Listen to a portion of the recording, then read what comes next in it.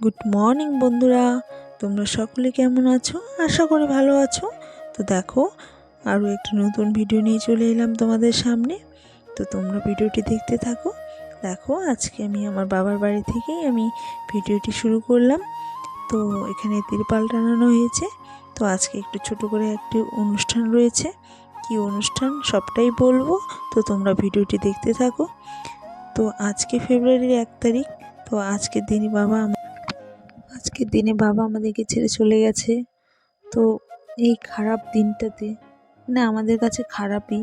তো আজকে একটু ছোট্ট করে অনুষ্ঠান রেখেছি, কীর্তন হবে। তো বন্ধুরা, তোমরা আমার পাশে থাকো, দেখতে থাকো।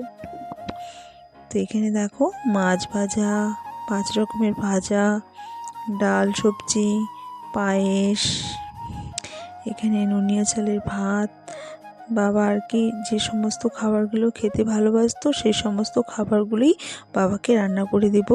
তো আমি প্রত্যেকটা খাবারই আমি নিজে হাতেই রান্না করেছি।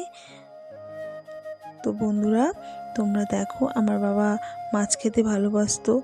শীতের দিনে নুনিয়া চালের ভাত, পায়রার মাংস খেতে ভালোবাসতো, কিন্তু এখানে পায়রার মাংসটা দেওয়া হয়নি। প্রথমবার যখন শ্রাদ্ধের সময় যখন খাবার বেড়ে দিয়েছিলাম, তখন পায়রার মাংসটাও দিয়েছিলাম। তো দেখো, আমার রান্নাবাড়ি কমপ্লিট হয়ে গেছে। তো ভাইকে দিয়ে ভোগটা দিয়ে দেওয়ালাম। তো এই জমিটা আমাদেরই। তো এখানে বাবা আসতো, রৌদ্র তাপাতো ঠান্ডার দিনে। তো বাবা তো ঠান্ডার দিনেই মারা গেছে। যাই হোক, তো প্রত্যেক বছর ভোগটা এখানেই দেওয়া হয়। তো আমিও একটু প্রণাম করে নিলাম।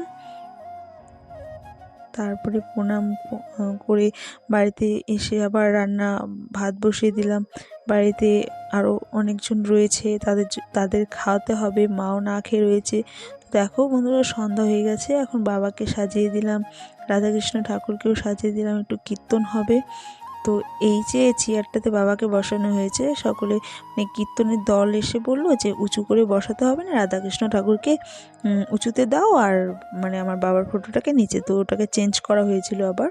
তো এখানে খিচুড়ি রান্না হচ্ছে, আমি রান্নাটা করছিলাম। সমস্ত কাকিমা, জেঠিমা, মাসি সকলে একটু আগিয়ে দিয়েছিল, আমাকে সমস্ত করে দিয়েছিল, আমি শুধু রান্নাটাই করছিলাম। তো আমার মাসি এসেছিল, মাসিও রান্না করেছে, সবজি রান্না করেছে, আমি এখানে খিচুড়ি রান্না করলাম। তারপর কীর্তনের দল চলে এসেছে, এখানে কীর্তন করছে। তো দেখো, খুবই খারাপ একটা দিন আমাদের কাছে, জানো, বাবা আমাদের কাছে হুট করেই চলে গেছে। তো যাই হোক, বলবো এক সময় সব ঘটনাটি। তো এখানে আমার বর রান্না করছে, 2 রকমের খিচুড়ি রান্না হয়েছিল।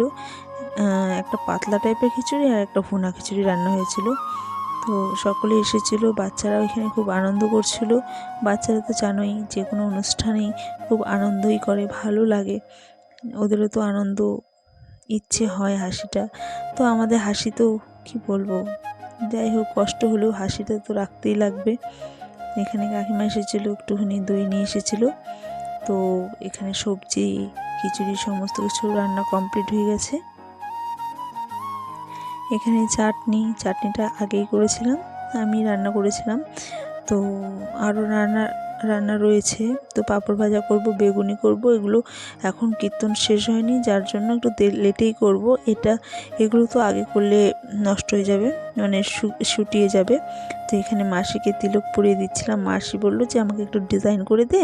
তার কী দিয়ে ডিজাইন করে দেবো, আমার কাছে তো কাঠি নেই, বলে কি এই চাকুটা দিয়েই দে। একটু হাসাহাসিও হলো। তারপরে আমি বললাম আমি তো পারি না, মাসি আবার আমাকে পরিয়ে দিল, আমি তারপর দেখে মাসিকে পরিয়ে দিলাম। যাই হোক, ভালোই হয়েছিল। তো দেখো, তারপর এখানে কীর্তন সবাই শুনছিল।